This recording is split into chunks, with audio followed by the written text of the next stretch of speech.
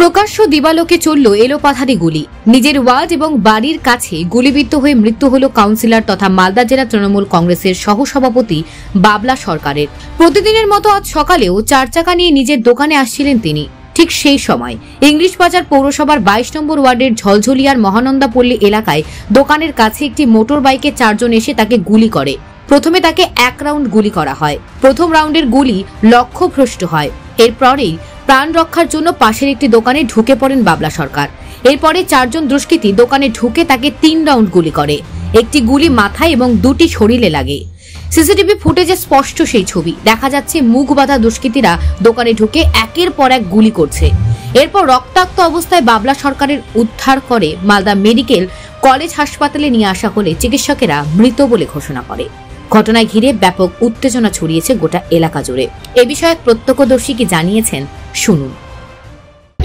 আমরা প্রথমত বুঝতে পেরেছিলাম না। বাবলা সরকার যখন নিজে চিৎকার করে আমাদের দোকানের দিকে তেড়ে এসছে, তখন আমরা বুঝতে পেরেছি কিছু একটা ঘটছে এখানে। বাবলা সরকার কিসে ছিল? গাড়িতে, ওনার নিজের গাড়ি, 4 চাকায়। তারপর নামার পরে ফায়ারিং হয়েছে? হ্যাঁ, নামার পরে স্টার্ট হয়েছে ফায়ারিং। কজন ছিল ওরা?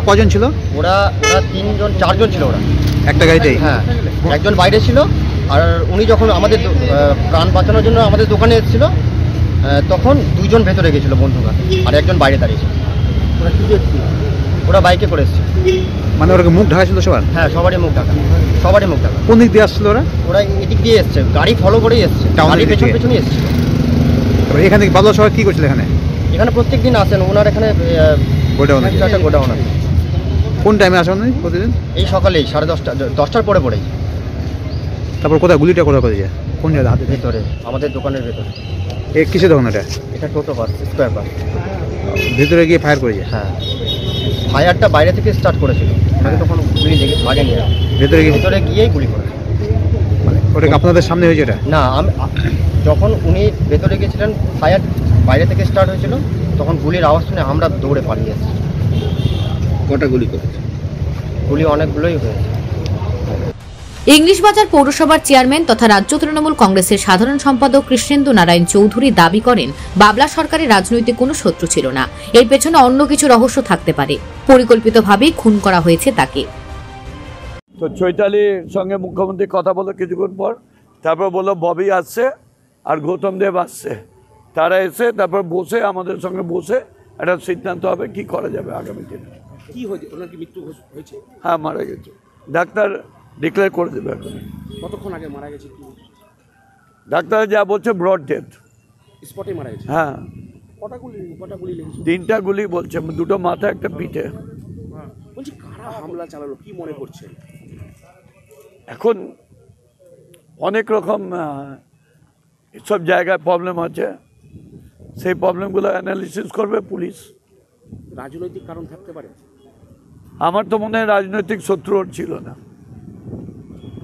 খুব ভালোবাসতো সবাইকে, সবারই সঙ্গে রিলেশন রাখতো। রাজনৈতিক কোনো ব্যাপার না। শহরের বুকে এই ব্যাপারে দিন দুপুরে গুলি, আমরা খুব আতঙ্কিত। আমি মুখ্যমন্ত্রীকে বললাম তো যে সিকিউরিটিগুলো রিভিউ করা হয়, এখানে কিন্তু দেখেছি সিকিউরিটি রিভিউ হয় না। আমিও তো 17বার বোমগুলি খেয়েছি। ওই যা সিকিউরিটি আছে ইলেকশনের সময় বলেছি, এখনও বলছি। বাবলা সরকার আমার দীর্ঘদিনের সাথে ছিল। তার নিরাপত্তা রক্ষী কেন সরিয়ে নেওয়া হয়েছিল সেই প্রশ্নও তুলেছেন রাজ্যের মুখ্যমন্ত্রী মমতা বন্দ্যোপাধ্যায়। এ বিষয়ে রাজ্যের মুখ্যমন্ত্রী মমতা বন্দ্যোপাধ্যায় কি বলেছেন শুনুন। পরিচিত একজন আমার খুব সহযোদ্ধা, ফ্রম দ্য বিগিনিং আমার সাথে কাজ করছে। বাবলা সরকার আজকে মার্ডার হয়েছে এবং পুলিশের গাফিলতিতে, অফকোর্স, কারণ ওর সিকিউরিটি আগে ছিল, উইথড্র করা হয়েছিল, ও আগেও অ্যাটাক হয়েছিল এবং ও মারা গেছে। আমি ফিরাদ হাকিমকে আর সাবিনাকে পাঠাবচ্ছি এক্ষুনি। সেই জন্য আগে আমি আরবান ডিপার্টমেন্ট, মিউনিসিপ্যালিটি ডিপার্টমেন্টে আলোচনা করে ছেড়ে দিচ্ছি,